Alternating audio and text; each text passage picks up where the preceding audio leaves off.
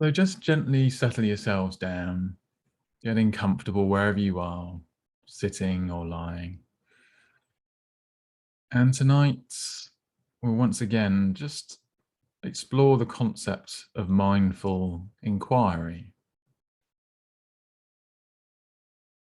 and how checking in with your experience, whether it's the experience of the meditation itself or the simple experience you're having in the moment,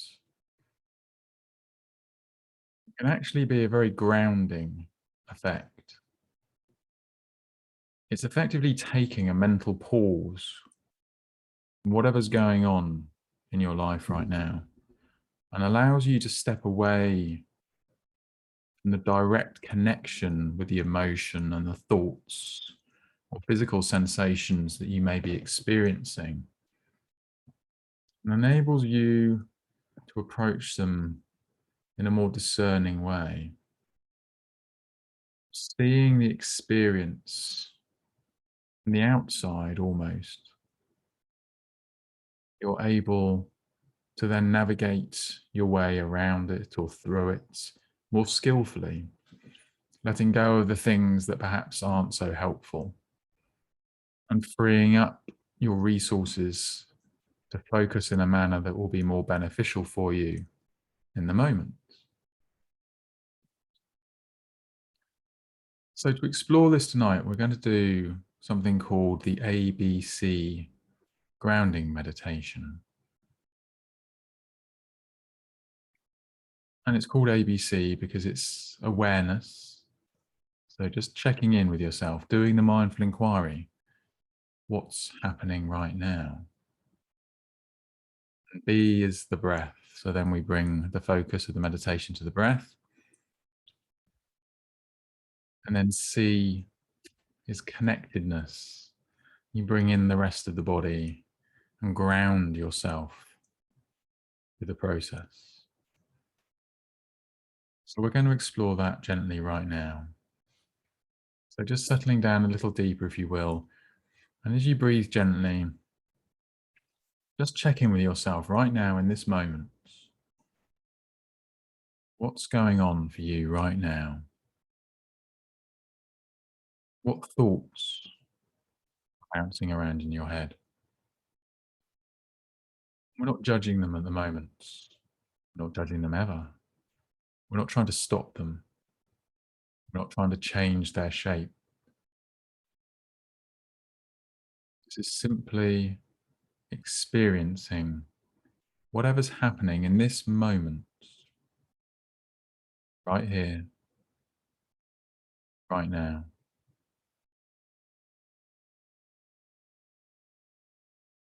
Let yourself just gather those thoughts.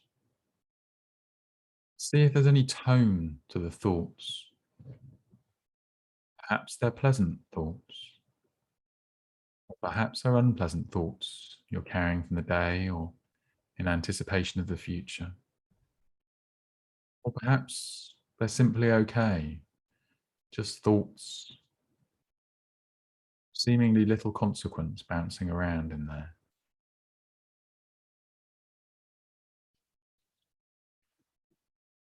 And now check in with your emotional condition right now. Any feelings, any emotions bubbling around, any stress or worry or anxiety, or calmness, contentment, curiosity. Again, not seeking to change any of this experience, simply feeling what is in this moment, right here and right now.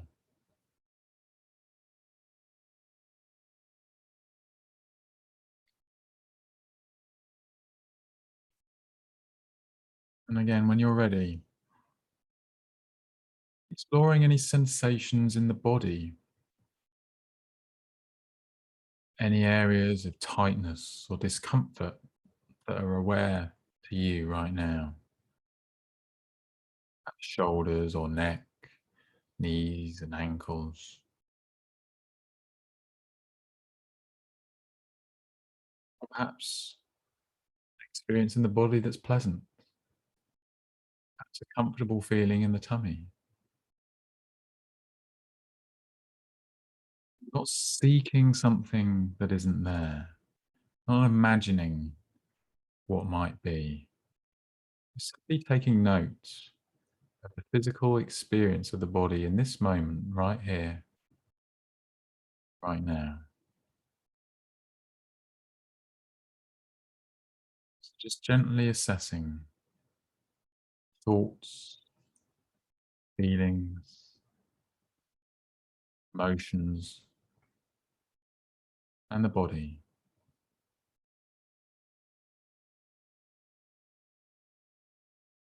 And if you'd like to, I invite you to just ask yourself what you need right now.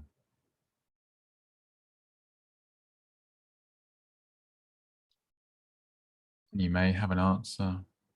It may simply be nothing at all.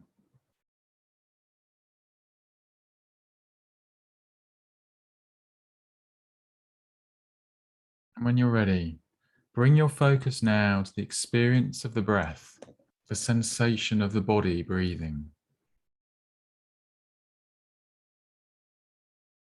Feeling the cooler air coming into the nose, warmer air as it leaves again. Bringing your attention and your focus as sharply and as fully as possible to the full experience of breathing.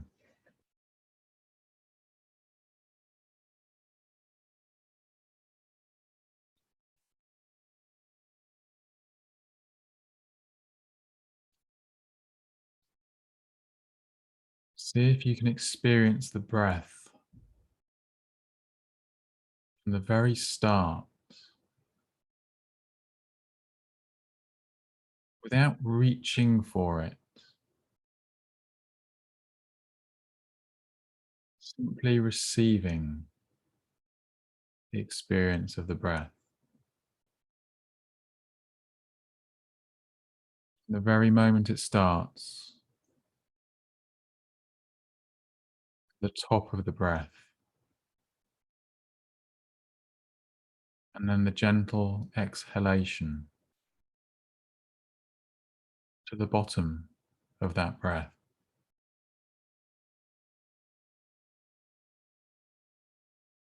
And perhaps exploring the space between breaths.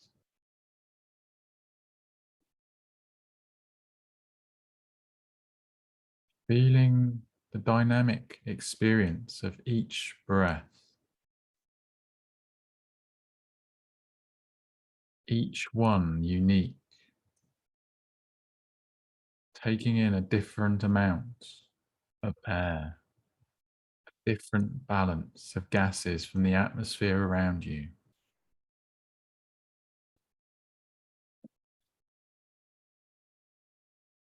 And perhaps aware of the change in experience through the breath. The sensation at the start of the breath and the end of the breath are not the same.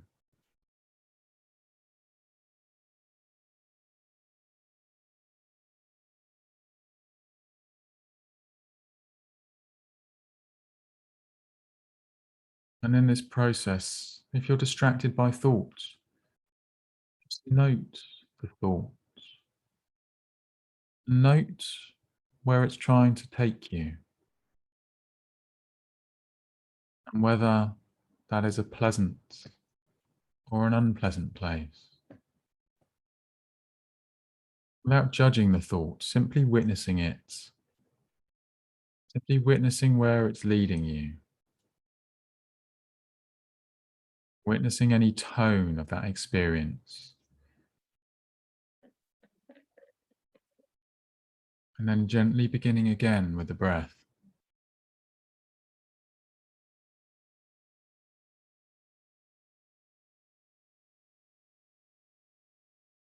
And feeling the experience of the breath through the rest of the body now. Perhaps the breath in the mouth and the throat, in the movement of the chest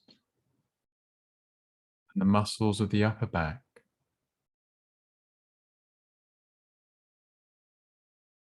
in the movement of the diaphragm and the belly and the ribs.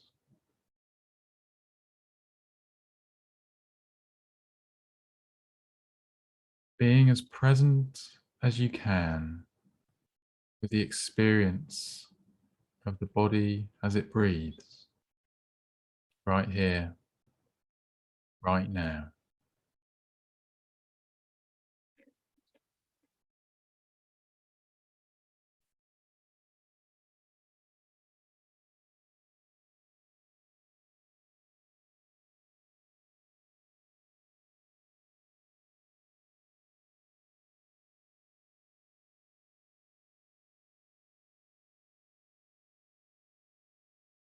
I invite you now to allow your attention, your focus, your awareness to settle in your feet,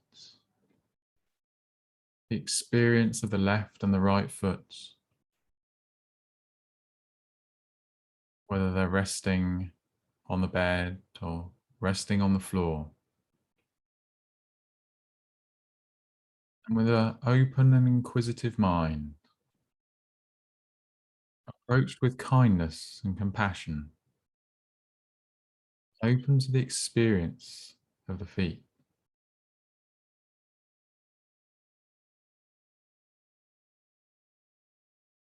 Just checking in with how they feel right now, in this moment.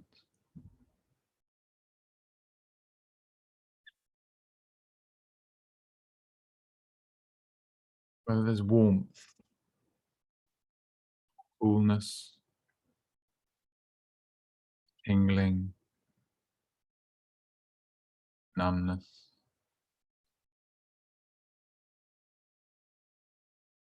Perhaps there's simply not much to feel. And if that's the case, simply resting open in that experience. That experience is just as valid, just as acceptable in this moment as any other.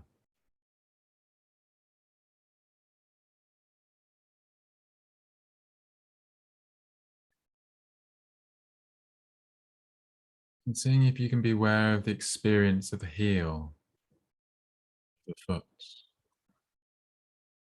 just of the arch, the ball,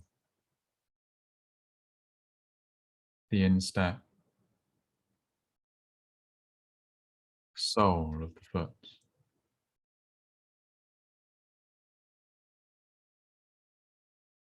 and the experience of the toes, perhaps the space between the toes.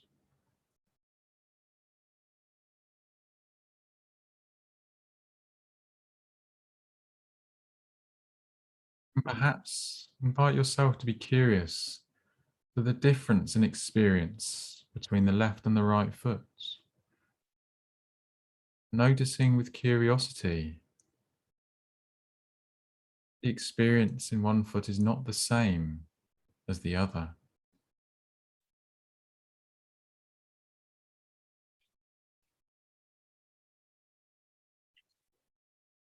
And now see if you can let your experience of the feet dissolve into the raw sensation, the raw feeling of pressure, of temperature,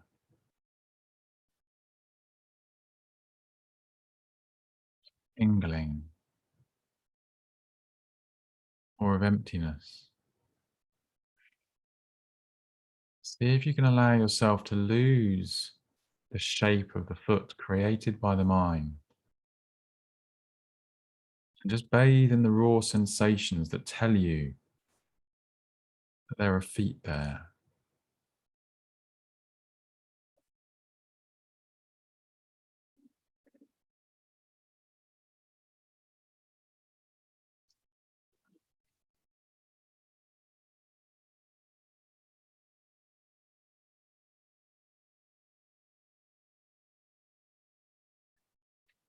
And I invite you now to bring that awareness into the rest of the body, feet, the ankles, the lower leg and knees, thighs and the hips, belly, the chest, the back, shoulders, upper and lower arms, hands all the way to the fingertips, your neck, head and face, bringing to awareness the experience of the whole body in this moment, right here, right now.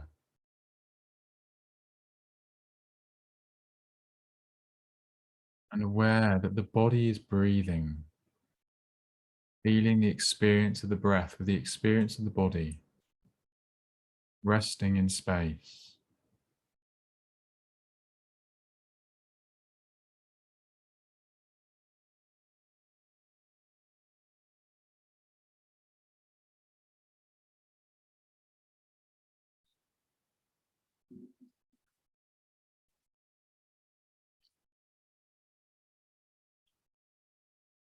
And for the last part of this session, I'm going to read one of the poems from the book Consolations by David White. And this poem is about giving.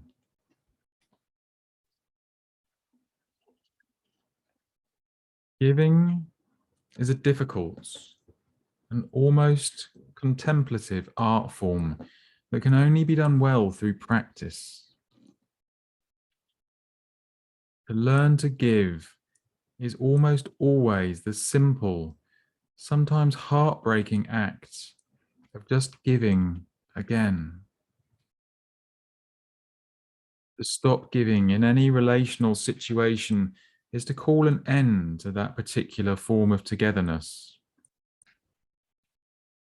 Giving may be an essence of existence and a test of our character. It asks deep questions about our relationship to others, to ourselves, and, strangely, to time itself. All gifts change with the maturation of their recipients. To give well, appropriately and often, is to establish a beautiful seasonal symmetry between the urgency within us that wishes to be generous and the part of the world that is suddenly surprised and happy to receive. To give generously but appropriately, and then, most difficult of all, and as the full apotheosis of arts, with feeling, in the moment and spontaneous, has always been recognized as one of the greatest of human qualities. Giving is not done easily. Giving is difficult. Giving well is in fact a discipline that must be practiced and observed over the years to be done properly. The apprenticeship to the art often involves giving the wrong thing to the wrong person at the wrong time, and learning how to do the opposite through time and trial. It means getting beyond the boundaries of our own needs. It means understanding another and another's life. Most importantly, it acknowledges implicitly that we ourselves must be recipients of things we cannot often identify or even find ourselves. Giving has an enormous horizon and a breadth that is hard to encompass. It is both a practicality. It creates bonds and dependencies necessary to our communal well-being, and an essentiality, the essence of giving, being that the other person is simply alive,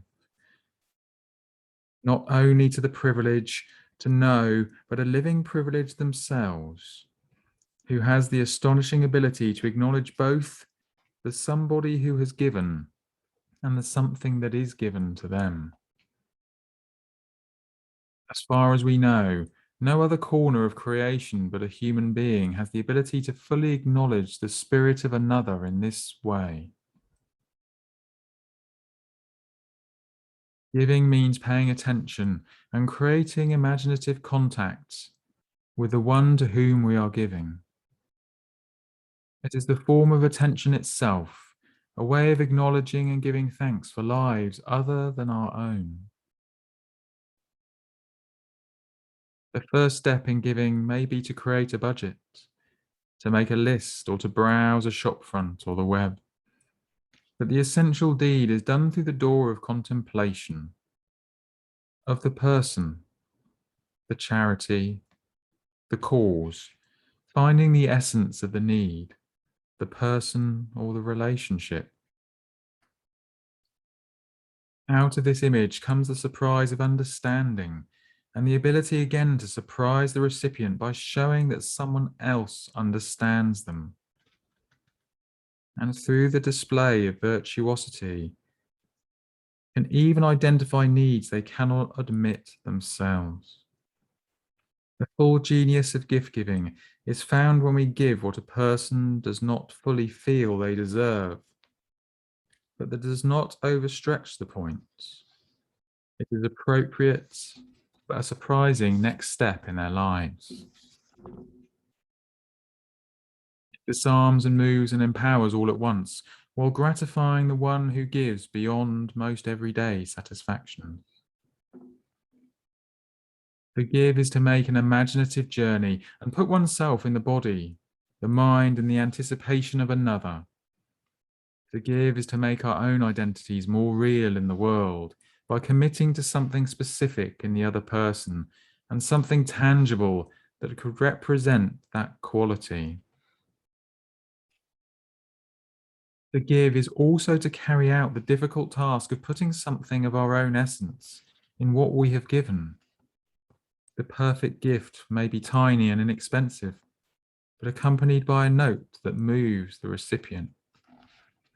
The perfect gift may be enormous, extravagant, expensive, and jaw-dropping as a courageous act of flamboyance and devil-may-care love. But to give appropriately always involves a tiny act of courage, a step of coming to meet, of saying, I see you, and I appreciate you, and I'm also making an implicit promise for the future.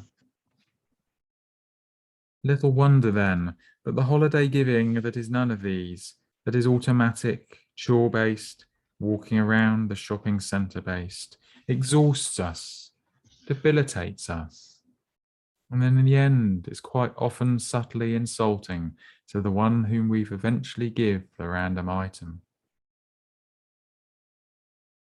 Better to spend a long time sitting in our armchairs in silent contemplation of those we want to gift, looking for the imaginative doorway that says, I know you and see you. And this is how I give thanks for you, which may bring us to the perfect objet, but also may bring us instead to write the short, heartfelt message that acknowledges their place in our lives. Cliches are cliches, often because they're so stubbornly true. It is the thought that counts. But even more, it is the imagination beyond the thought that counts, made tangible through gifts that find their definition through being twice less.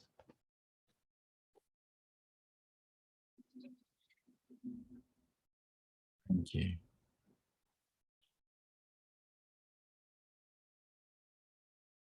So, when you're ready, just give your fingers and toes a little wriggle and gently allow your senses to come back to the room that you're in. And if you wish to unmute and ask any questions or say anything, you're very welcome to. Otherwise, thank you very much as always, and I will see you next time.